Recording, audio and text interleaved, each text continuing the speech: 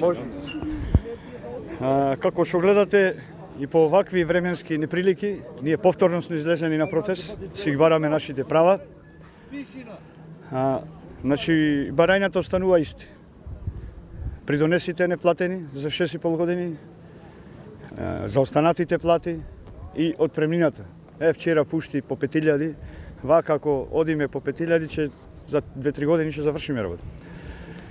И сакам од ова место да потсетам премиеро на јавно кажаниот збор од Собранието на Република Македонија, каде кажа дека во рок до крајот на февруари, ако не се најде купец за фирма, дека ќе интервенира од буџетот со 3 милиони евра, ова не го изборој се, и дека прашањето на Еврокомпозит за сите побарувања што имаме по сите основи, пензионери и ние, и да се реши.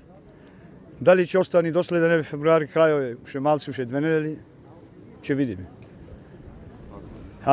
Протестиве продолжува и понатаму, се до конечно решавање на овој наш проблем. Јас толку имам.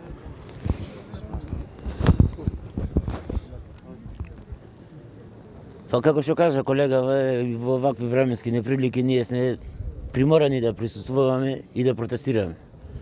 Едно не ми е јасно, премиерот нека се чукне малце глата од зителиот дрво, како може на приватни винари да му ги простува долговите со буџетски средства, тоа се наши народни пари, да ги обештетува лозарите, а ние државна фирма под капата на владата не тера вака да протестираме.